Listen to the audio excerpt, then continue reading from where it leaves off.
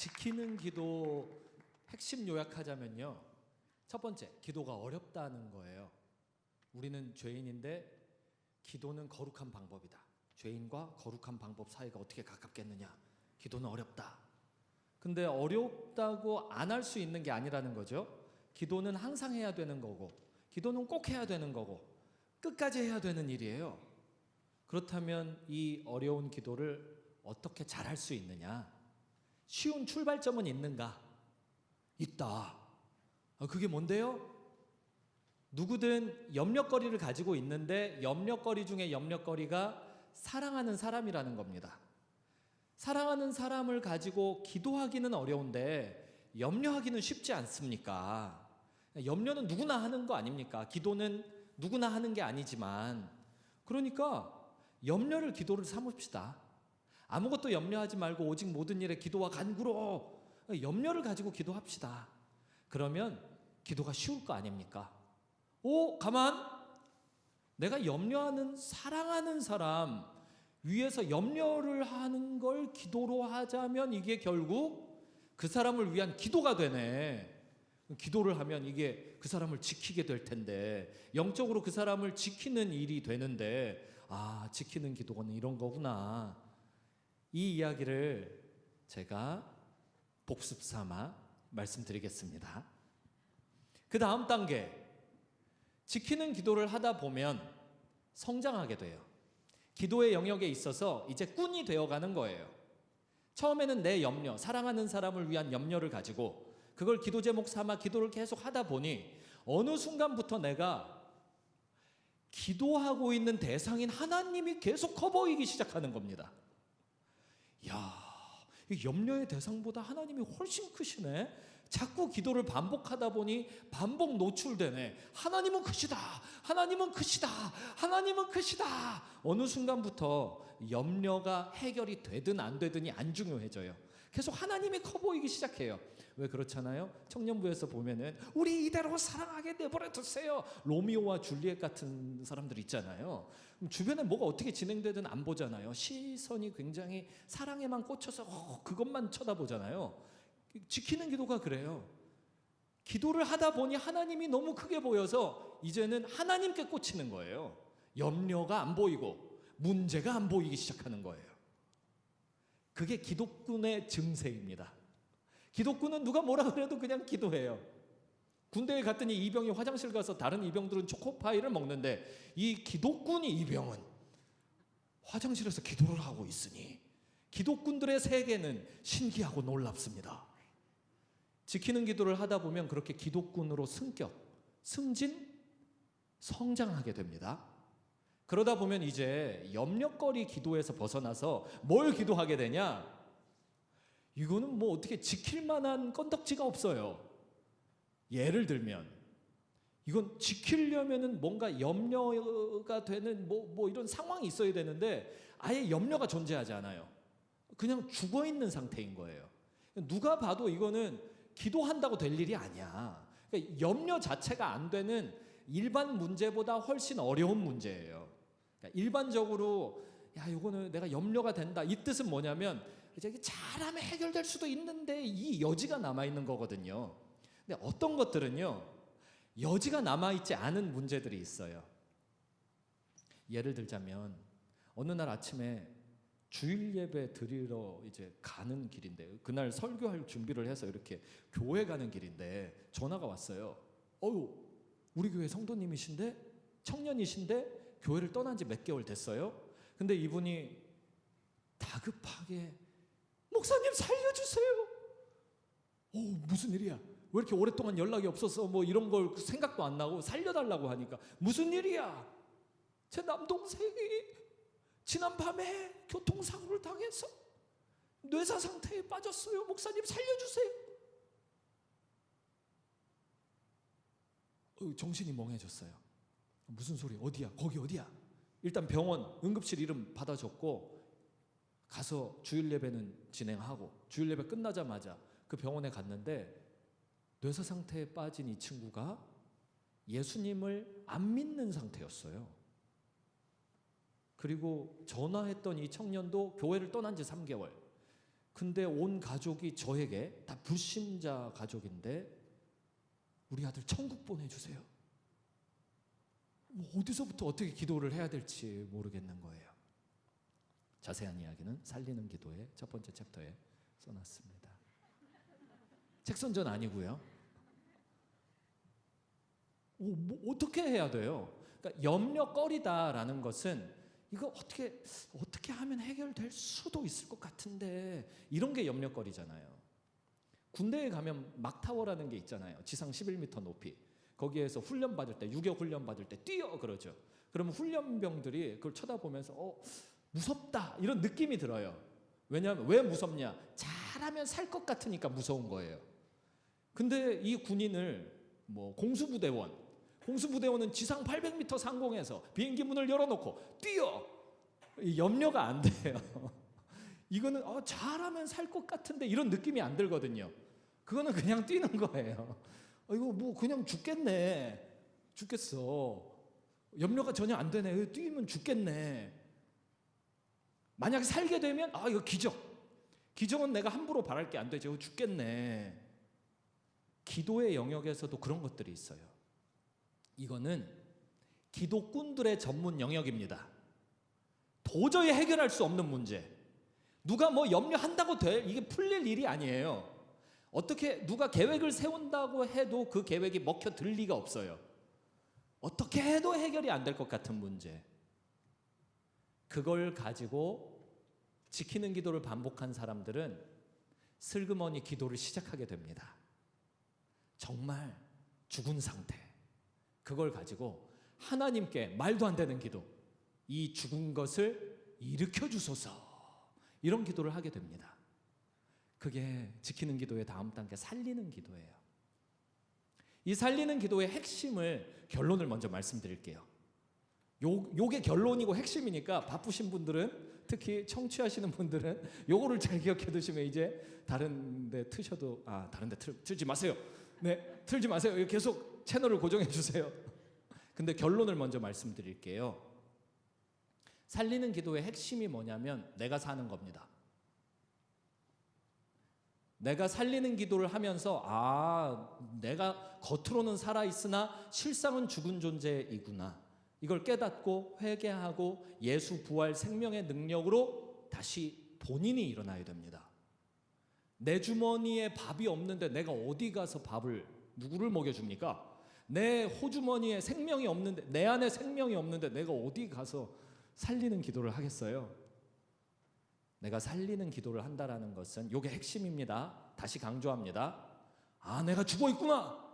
요걸 깨닫고 기도함으로써 주님 앞에서 부활 생명 다시 믿음으로 받아 내가 살아나는 거예요.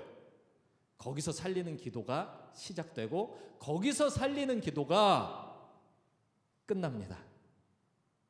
요 내용을 이제 성경 본문을 통해서 한번 쳐다볼 거예요. 방금 읽으신 말씀 우리 한 구절씩 한번 살펴봅시다. 먼저 22절. 참 수준이 높단 말이에요. 이렇게 요약을 해도 감 잡은 눈빛들이 여기서 다 쳐다보입니다. 네, 감 잡았으니까 말씀 안에서 하나씩 확인해 봅시다. 22절. 예수께서 즉시 제자들을 재촉하사 빨리 나는 빨리 할 생각이 없는데 빨리 재촉하사는 그런 의미죠. 내 마음엔 들지 않지만 등 떠밀리는 겁니다. 재촉하사 즉시, 난 즉시 할 생각이 없어요. 근데 이거 등 떠밀리는 겁니다. 가만 보면 뒤에 예수님은 산기도 하러 가시고요. 제자들은 따로 홀로 떨어지는 시간을 갖게 돼요. 사실 살리는 기도는 이와 같아요. 죽음을 가지고 이거를 생명으로 바꿔달라는 기도를 하겠다면 그 자리는 주로 외로운 자리입니다. 그런 기도 이해하는 사람 많지 않습니다. 어딘가 기도실에서 쥐 살려줘 하고 기도하는 소리 한 번쯤 들어본 적 있으실 거예요. 그냥 막 울기만 하는 기도 소리 들어보신 적 있을 거예요. 그러면 주변에서 주로 뭐라 그러냐? 진정하세요. 고정하세요. 뭐 그렇게 뭐 죽을 일이라도 있습니까? 왜 그러십니까? 그러면 주로 기독군은 이렇게 얘기하죠. 죽을 일이 있으니까 이러지. 내가 죽을 일이 있으니까. 이런 죽을 일이 있어서 기도하는 자리는 이거 외로운 자리입니다. 흔치 않은 거예요. 이거 뭐 상위 0.1%이든 하위 0.1%이든 하여간 뭐 소수입니다. 극소수. 예수님이 제자들을 등 떠밀어서 지금 재촉하고 계세요. 재촉하는 자리 어디로 이끄시는지 가봅시다. 무리를 보내는 동안에 무리와 지금 떨어뜨리시는 겁니다. 이 무리들은 예수님께 열광하는 무리들이죠. 요한복음에 보면 왕 삼으려고 그랬어요. 예수님을 오병이어 사건, 오떡 이물고기. 요즘 청년들은 오병이어 하면 잘 이해를 못하더라고요. 오떡 이물고기 사건. 이 앞에서 요한복음에 보니까 사람들, 군중, 무리가 모여서 우와, 공짜 도시락 최고, 더 줘요.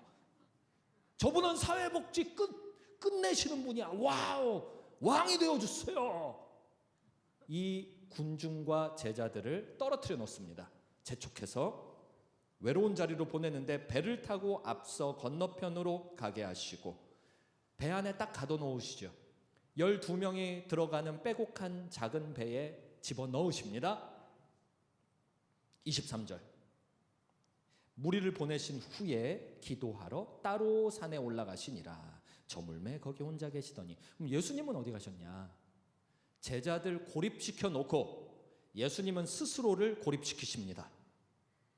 자, 요거 한번 따라해 봅시다. 기억을 돕기 위해. 고립의 은혜, 고립의 은혜, 고립의 은혜. 3번이나 소리내서 따라 했으므로 기억나실 겁니다. 골방기도, 혼자 기도하는 거죠.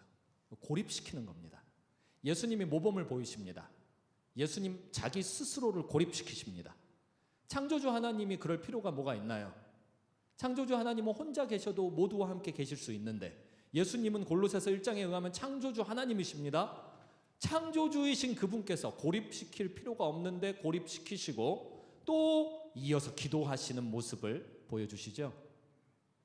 제자들 고립됐죠. 뱃속에서 12명 딱 모여 있잖아요. 무리는 많아요. 군중 많아요. 따로 떼어서 고립시키셨어요. 그러면 고립된 제자들은 무슨 생각을 해야 맞나요? 고립되어 계신 예수님 생각하면 맞겠죠? 왜 조금 전까지 그랬잖아요. 왕이 오셨다. 왕 삼자 그랬잖아요.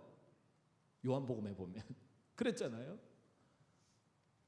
게다가 남자만 5,000명이 먹고 남은 것을 광주리에 모아서 거뒀더니 몇 광주리? 띵동댕 12광주리. 제자들이 몇 명? 12명. 그럼 베드로는 반장이니까 12광주리 혼자 막 다 들고 탔을까요? 아니면은 뭐 돈깨 맡은 갸룻 유다한테 너 12광주리 다 들고 타 이랬을까요? 맥락상 누가 봐도 짐작이 돼요. 한 사람 앞에 한 광주리씩 들고 탔겠죠?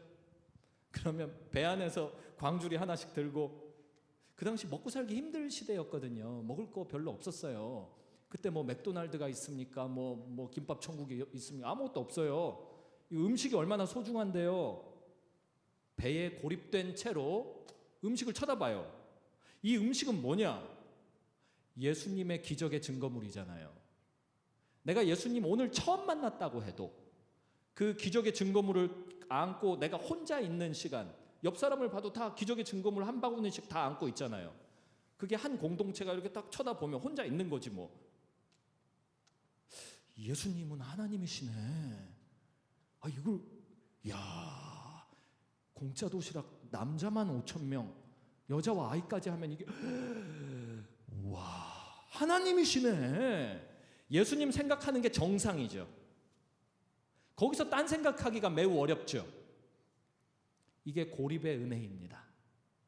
딱 떨어져서 예수님 생각만 하는 시간 갖기를 하나님이 재촉하셔서 허락을 해주시는 거예요.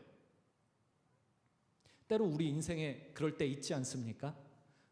내가 혼자 되는 때, 아니면 우리 구역 식구들만 딱 따로 떨어져서 같이 기도하는데 딱 헤어져서 삶의 현장으로 들어가면은 말이 안 통하는 것 같은 때, 우리끼리 있어야 하는 어떤 때, 세상으로 스며들 수 없는 어떤 때, 고립되는 때 있죠.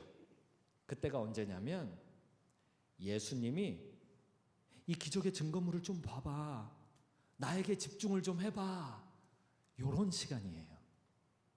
이런 시간. 이 고립의 은혜, 가만히 쳐다보면 믿음 시험의 때입니다. 내 믿음을 주님께서 시험대 위에 딱 올려놓으시고 이걸 달아보시면서 나에게 보여주시는 시간입니다. 자, 요거 봐봐. 네 믿음이 네가 생각하기에는 이만큼 있다고 생각했지, 근데 실제로는 요만큼밖에 없어. 이거 괜찮을 것 같아? 이거 믿음 시험하려고 고립의 은혜를 주십니다. 예수님은 우리에게 은혜를 많이 주시는 분이세요. 우리가 딴 데 어디 무리 속에 있으면은 나의 믿음 수준을 깨닫지 못하니까 예수님이 보여주시려고 고립시키시는 겁니다. 요게 뒤에 이제 이어서 나옵니다. 말씀을 이어서 볼게요.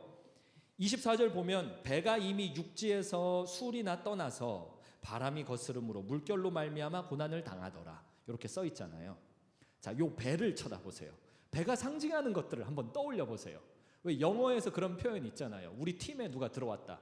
그 신입이 우리 팀에 들어왔다. 그러면 배 갑판 위에 잘 올라왔어요. 이런 주말의 명화에서 한글로 번역하면 그런 말 가끔 나오는 거, 옛날에 토요 명화에서 우리 갑판 위에 잘 올라왔어요. 이런 영어 표현이 있잖아요. 이게 배를 상징하잖아요. 우리 인생이요. 우리 인생을 비유하는 것 중에 하나가 배잖아요. 한번 우리에게 가지고 와 봅시다. 또 배가 뭘 상징하나요? 교회도 상징하잖아요. 노아의 방주. 그것이 결국 교회의 그림자 아닙니까? 예수 그리스도의 그림자 아닙니까? 세상을 구원하는 방주. 그래서 교회들 이름 중에 방주교회가 지역마다 하나씩 다 있잖아요. 방주, 배 아닙니까? 배. 지금 제자들이 배를 탔는데 이 배가 고난을 당하고 있죠. 우리 인생이 고난당하고 있지 않나요? 코로나 사태 때문에 힘들죠. 작년 생각해 보세요. 코로나 없을 때 안 힘들으셨어요? 재작년 생각해 보세요. 안 힘드셨어요? 아니면 초등학생에게 물어볼까요? 너 유치원 때가 재밌었니? 지금이 재밌니? 유치원 때요. 지금은 너무 힘들어요. 초등학생도 그러잖아요. 옛날이 더 편했던 것 같죠. 이유는 지금이 힘들어서 그래요. 지금이 힘들어서 나는 지금만 보니까 심리학적 용어, 초두 효과, 그냥 현실 직시하는 거죠. 너무 힘들다 이거예요. 우리 인생에 고난이 없었던 때가 언제 있었습니까? 우리 인생에 어려움이 없었던 때가 언제 있었습니까?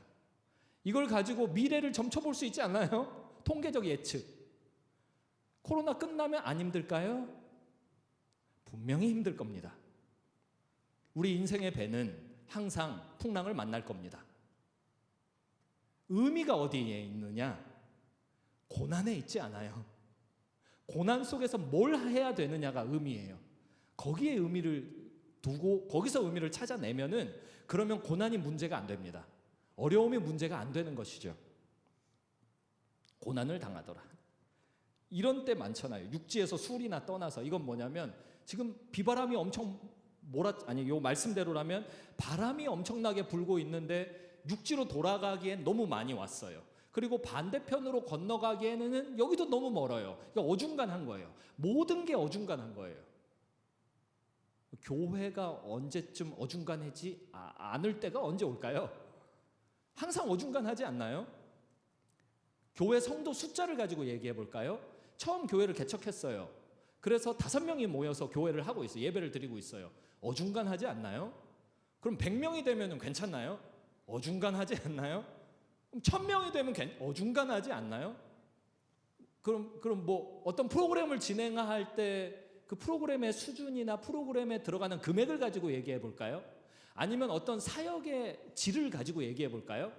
뭐든 어중간하지 않나요? 사업하시는 분들 계시죠? 사업을 시작할 때나 진행할 때나 접고 싶을 때나 뭐 장사를 하실 때나 캠퍼스에 학업을 뭐든 어중간하지 않나요? 연애할 때는 결혼하면 될 것 같았는데 결혼하면은 신혼여행 갔다 오면 될 것 같았는데 신혼여행 갔다 오면 양가 부모님 인사하면 될 것 같았는데 설날 지내면 될 것 같았는데 아이만 있어도 될 것 같았는데 아이가 학교만 졸업해도 될 것 계속 어중간하지 않나요?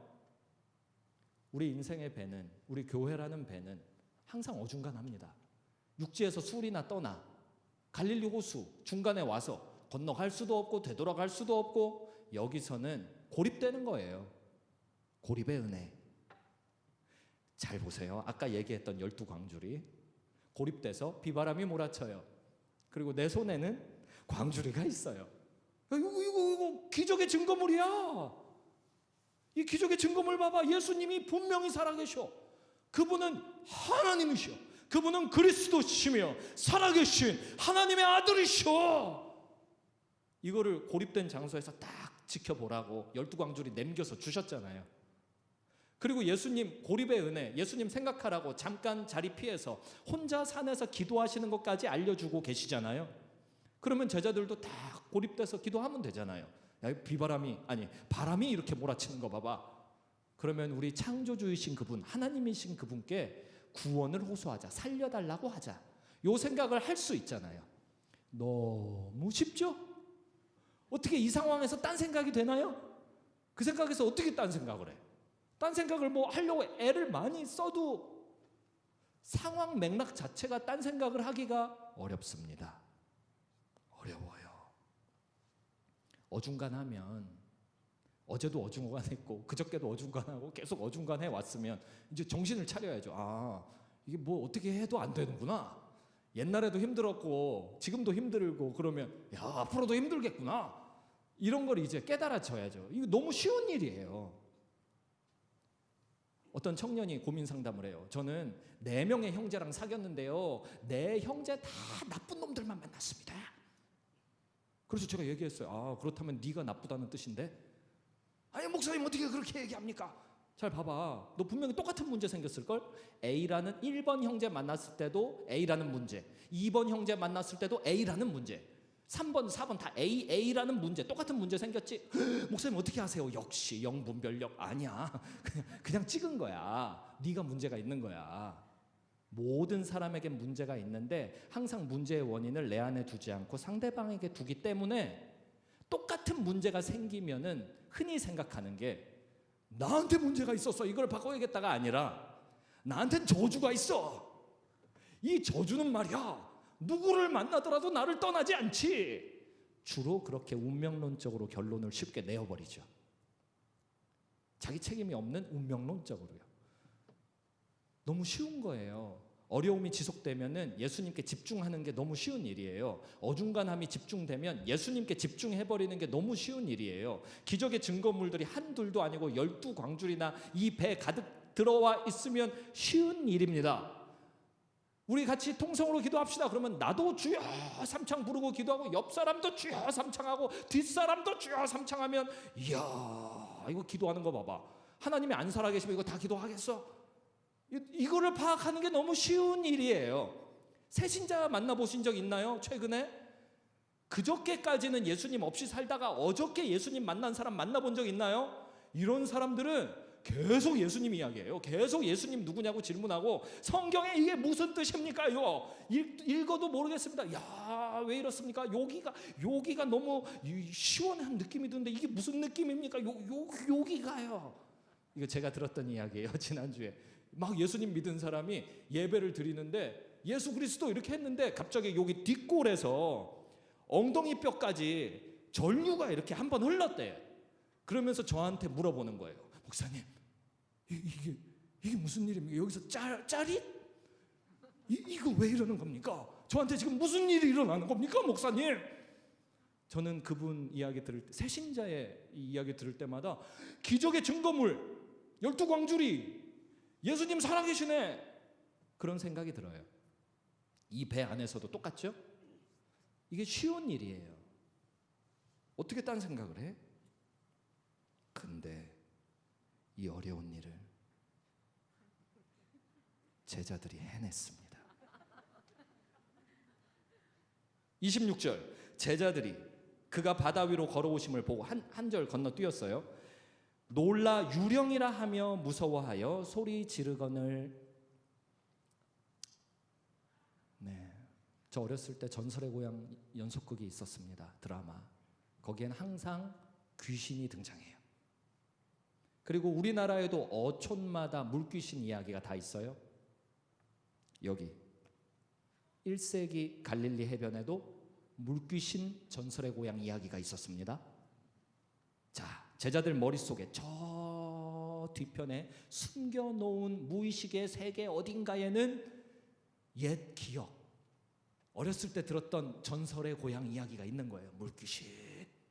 가만, 제자 12명 중에 나중에 요한복음 끝장에서 베드로 따라서 물고기 잡으러 함께 내려간 제자가 몇 명이었죠? 7명.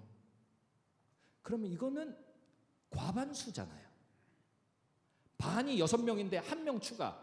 49%와 51%가 경합해서 51%의 표를 얻으면 대통령 당선, 뭐 이런 거 맨날 있는 이야기잖아요.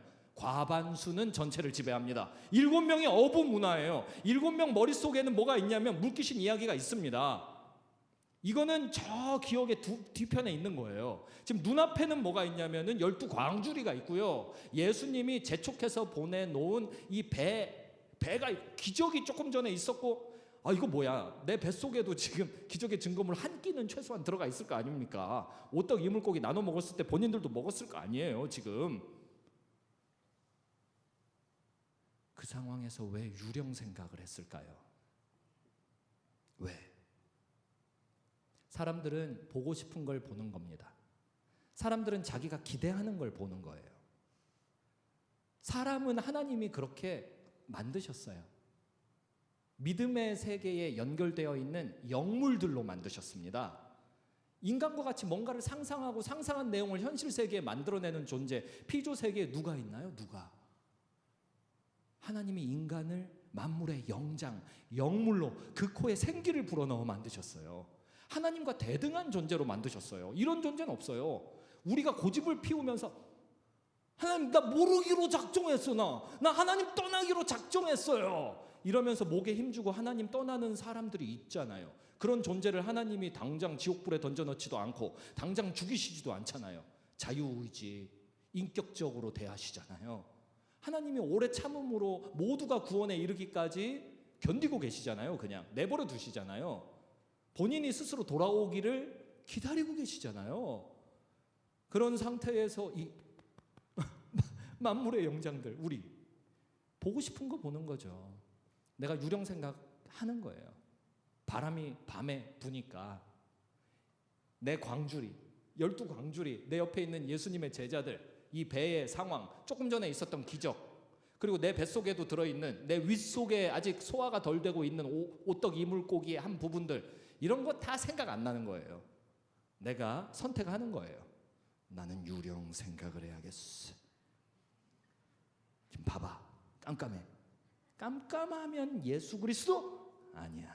예수님 만난 지 얼마 안 됐지만 난 어려서부터 귀신 이야기를 들었지. 자, 좋았어. 나의 뇌야 귀신 생각 스타트.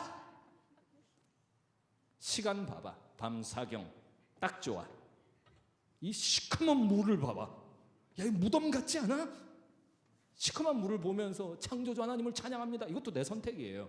근데 나의 선택은 무서워. 난 무섭기로 결정을 했어. 너무 무서워. 성경 어디에도 참고로 말씀드리지만 귀신이 무섭다라는 거는 없어요. 귀신이 속였을 때나 무섭죠. 귀신은 더러워요. 예수님이 귀신한테 너 무서운 귀신아 떠나갈지어다 언제 그랬어요? 너 더러운 귀신아 그랬잖아요. 귀신은 더러운 존재예요. 우리가 무섭게 보기로 결정을 하는 거죠. 귀신은 틀림없이 무서울 거야. 내가 무서운 귀신을 텔레비전에서 봤어. 어렸을 때 이야기를 들었다고. 자, 어디 귀신이 어디 있을까? 어디 있을까? 없네. 어딘가 있을 텐데 어디 있을까? 그때였어요. 예수님이 무리를 걸어서 제자들에게 다가오십니다. 그 시간은 예수님이 선택하신 거예요. 그 방법도 예수님이 선택하신 것이죠. 제자들이 그런 의심이 있으니까 그 의심의 방법을 선택하신 겁니다. 눈높이를 딱 맞춰주시는 겁니다. 고립의 은혜예요.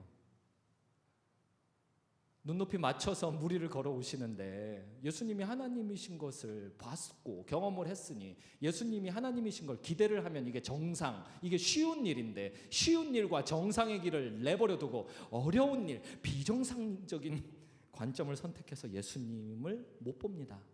그 못 보는 장면 기록도 기가 막힙니다.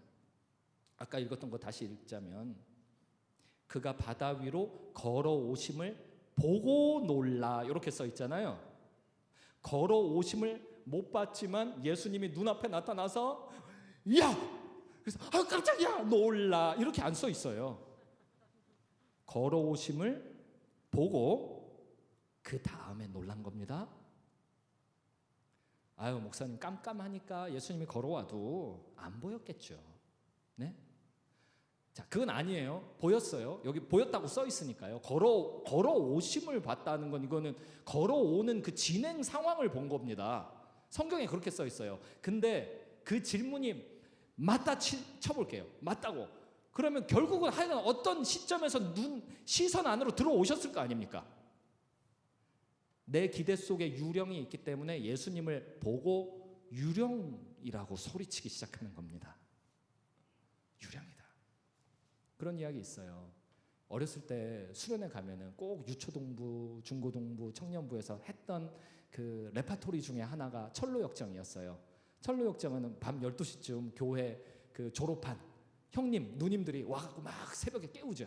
졸업생 형님, 누님들이. 어렸을 때 옛날에 그랬었잖아요. 그래서 이게 뭔 일이야 하고 일어나면은 갑자기 철로역정이 시작되죠. 그리고 무서운데 산길, 논길 이런 데로 데리고 다니면서 중간중간에 선배들이 나타나서 성경 암송시키죠. 못하면은 팔굽혀펴기 막 하고 쪼그려뜨기 막 하고 그럼 다음 코스 이동 뭐 이런 거 있어요. 그때 밤길 걸어갈 때 저 기억나요. 무서웠던 기억이 나요. 무서웠던 기억. 그럼 선배들이 그랬어요. 이런 걸 무서워하다니 너에게는 믿음이 없어. 이러면서 또 혼나고 기합받고 이랬던 기억이 나요. 이 제자들은 예수님이 걸어오심을 봤는데 기대가 유령이에요. 그러니까 유령을 보기로 결정된 마음 상태에서 예수님을 보고 여기 이렇게 써 있어요. 무서워하여 유령이라 하며 무서워하여 소리 지르거늘. 유령이다 하면서 소리 지른다. 이거 크라쪼라고 써 있거든요. 지난 시간에 기억나시는 분도 있을 겁니다. 기억 안 나시는 분은 유튜브 링크 들어가셔서 지키는 기도 보시면 크라쪼 소리 지르는 거 이거 있어요. 주야 하는 거 이거 크라쪼입니다. 소리 지르는 거 이렇게 눈물이 나야 되고요. 목소리는 되게 커야 돼요. 그리고 크라쪼는 주로 언제 쓰냐면은 사람이 물에 빠졌을 때 이런 거예요. 수영을 할 줄 몰라요. 근데 물에 들어가 보니까 발이 땅에 안 닿아요. 그래서 잠겼어요. 물을 먹었어요. 폐로 물이 조금 들어갔어요. 그래서 물 위로 한 번 나와요. 아푸. 그리고 살려주세요 하고 두 번째 들어갔어요. 이거 웃긴 이야기가 아닌데 제가 웃기게 해서 죄송해요.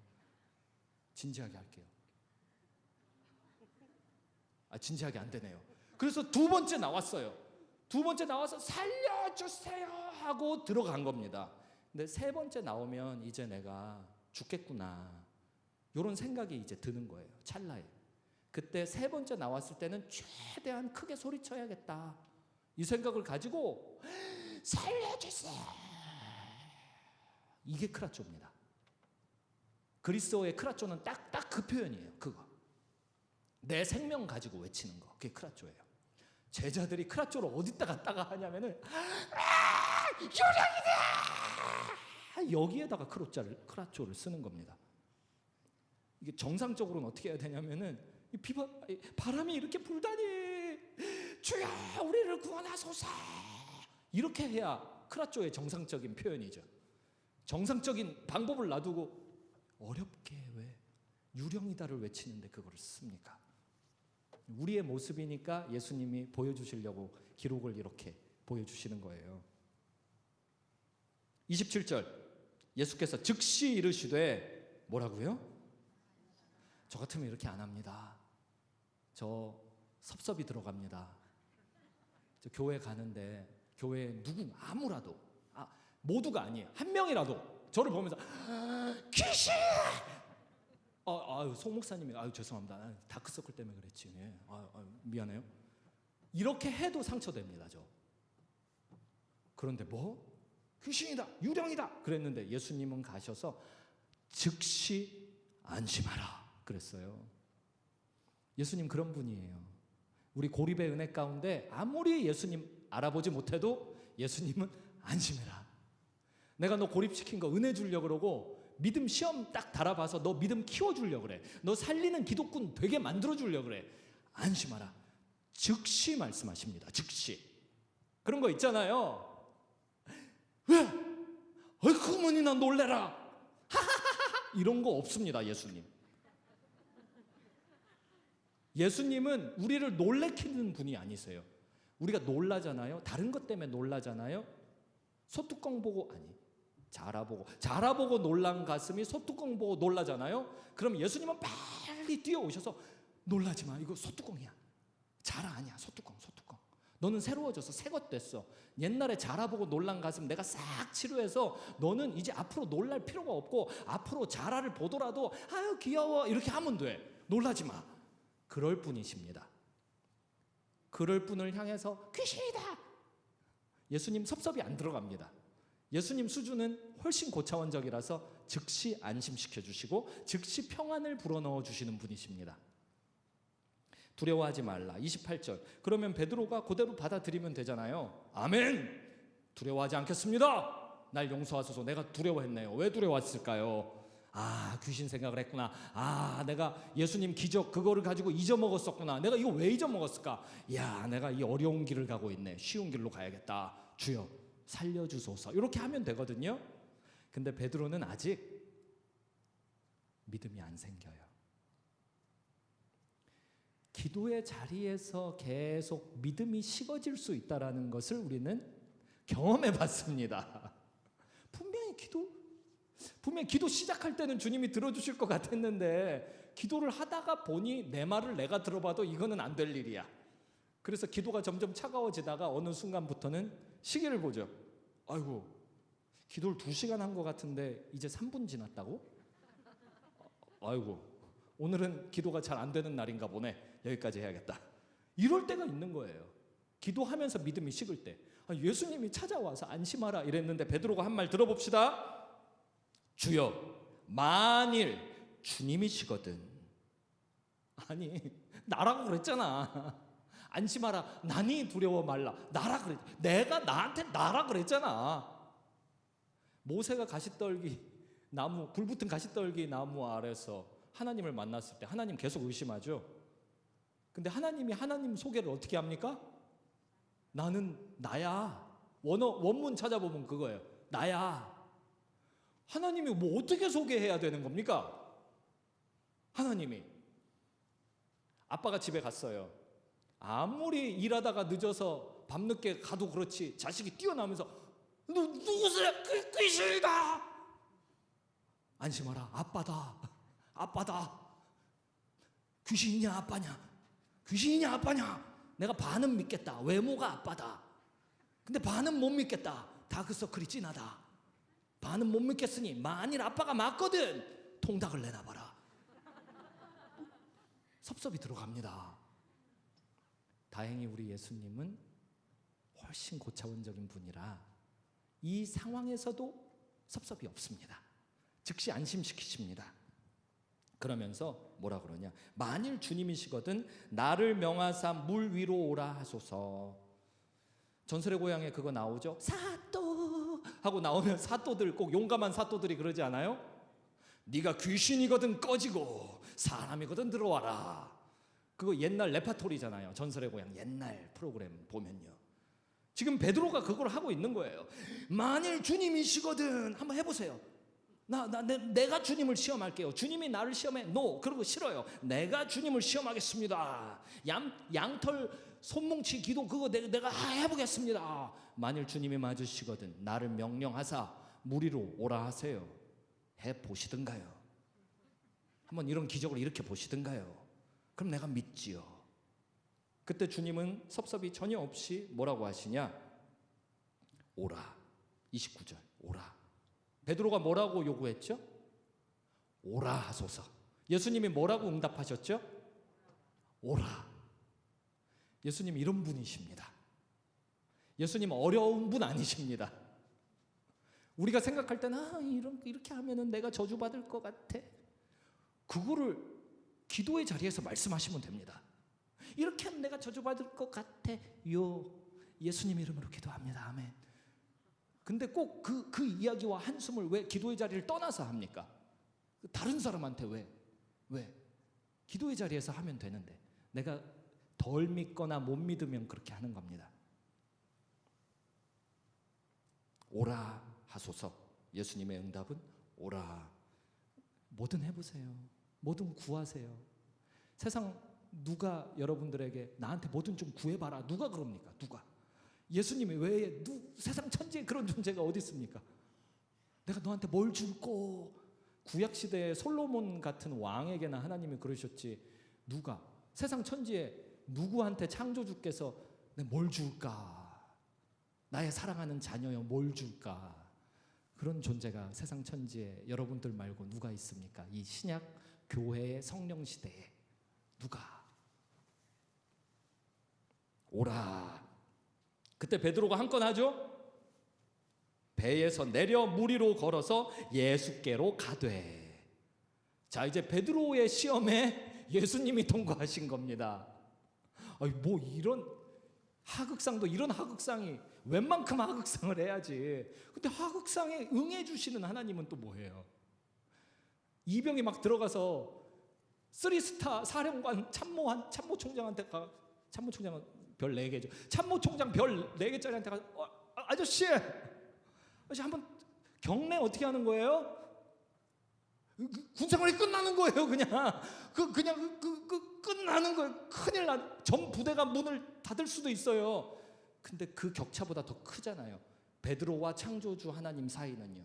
문제는 격차가 너무 크다 보니 하나님께서 이 요구에 그대로 응답해 주시기를, 마치 시험을 하시는 존재가 시험을 당하기로 결정하신 것 같이 행동을 해 주십니다.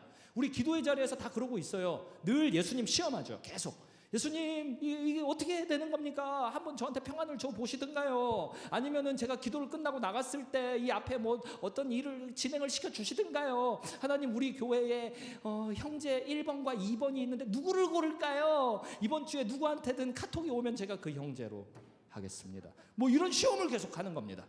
그때 창조주 하나님은 시험에 응해 주시죠. 응해 주세요. 그리고 기적이 일어납니다. 자, 이제 기적이 일어났으면 믿어야겠죠. 기적이 오병이어 같은 경우에는 끝난 상태에서 기적의 증거물을 내 손에 쥐고 약간은 그 추억성이 있잖아요. 야, 그랬지. 내가 6시간 전에는 이거를 남자만 5,000명이 먹었지. 근데 지금은 물 위에 내가 서 있는 거예요. 물 위에 내가 걸어가고 있는 거예요. 이게 보통 기적입니까? 그러면 이제는 믿을 수 있겠죠? 이게 믿는 게 쉬운 거거든요. 이건 안 믿을 도리가 없는 거거든요. 기도하면 응답 받아보신 경험들이 있으실 거예요. 저는 오늘도 응답 받은 기적이 있어요. 둘째가 일주일 동안 콧물을 줄줄 흘리길래, 그래서 지금 이 시기에 콧물 흘리면 안 되는데, 근데 가정 예배 시간에 하나님 콧물을 멈춰주세요. 그리고 오늘 콧물이, 일주일을 나던 콧물이 하나도 안 나는 거 있죠.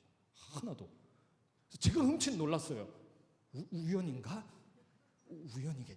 근데 저희 첫째가 너무 철석같이 믿으니까 제가 우연 같다라는 의심을 말을 못 하겠어요. 우리 아빠는 목사인데 아빠가 의심하고 있군, 이런 모습을 보여주기 싫어서 역시 우리 하나님 최고 이러고 나왔지만, 계속 기도해서 그랬구나라고 100%가 안 믿어지는 거 있죠. 100%. 기적을 보면 믿어야 되는 거 아니에요? 근데 이렇게 큰 기적을 보면 믿어야 되는데, 30절 바람을 보고 무서워 빠져가는지라. 바람을 보고 무서워 빠져가는지라. 예수님을 볼 때는 왜 유령이라고 생각을 해요? 근데 바람을 볼 때는 왜 바람이라고 생각해요? 그냥 하여간 그냥 자기 보고 싶은 대로 보겠다는데 어떻게 합니까? 이 목이 곧은 제자들을 어떻게 합니까? 어쩌면 좋습니까? 너무 내 이야기 같아요. 이거 목이 곧은 나를 도대체 어떻게 하면, 내가 완전 상황하고 상관이 없구만. 어떤 상황이든 안 믿기로 작정을 한 이런 존재구나 나는.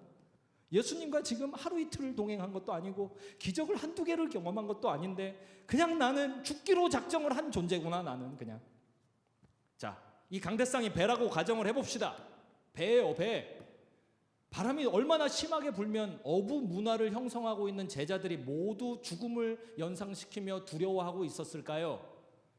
심한 바람이라면 얼마나 소리는 또 컸을까요? 얼마나 컸을까요?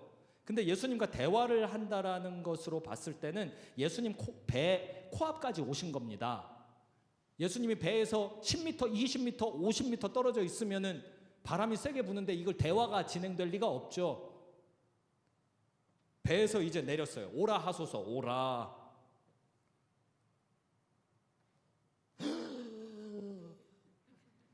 근데 성경 표현대로라면은 두 발 다 떨어져야 돼요. 두 발 다. 근데 예수님은 엄청 가까이 있어야 돼요. 그러면 이 상태예요. 배는 여기 있어요. 손 딱 잡으면 되는 위치. 언제든 믿음 식으면 언제든 돌아가면 돼요. 예수님은 지금 코앞에 있습니다. 코앞에 있어요. 1년에 2번 명절 때 집에 가서 동네 어르신을 만나도요, 어르신과 대화할 때는 카톡 안 합니다. 어르신과 대화할 때는 내가 딴짓 안 합니다. 그게 뭐 내 마음에 들든 안 들든 예의가 있으니까 집중합니다. 예수님은 더 집중해야겠죠? 근데 예수님이 아니라고 생각해도 말이에요, 이런 상황에서는 예수님을 안 보고 딴 걸 이렇게 보기가 되게 어렵지 않아요? 그 짐승이 있다고 짐승. 그래요. 무리를 꽃사슴이 걸어와서 꽃사슴이 여기 있어요. 그러면 야, 너는 어떤 존재냐? 신기하구나. 이게 정상 아닙니까? 어떻게 이 상황에서 내가 아이고 저 바람 봐라. 내가 어떻게 이 어려운 걸 베드로가 해냈습니다.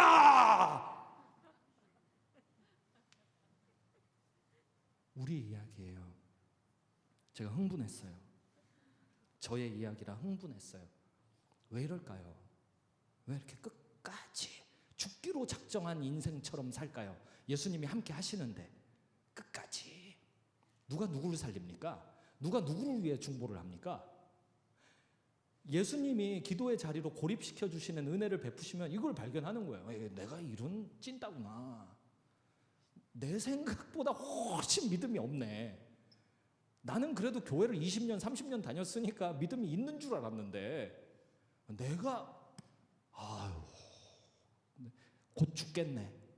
아니, 죽어 있는 것 같이 사네. 내가 죽었으나 죽을 것 같지만 살아있는 존재, 이런 게 아니라 생명력이 없는 기독군이구나, 이런 거 발견합니다. 그리고 이제 빠져 들어가는 거죠. 물속으로. 퐁당 빠지니라라고 안 써 있어요. 빠져가는지라라고 써 있죠. 이렇게 최후의 순간까지 주님은 기회를 주십니다. 누가 베드로를 퐁당 안 빠지게 하시고 빠져가게 하셨을까요? 예수님 바람을 보고 무서워 퐁당 이러면 끝나잖아요. 바람을 보고 무서워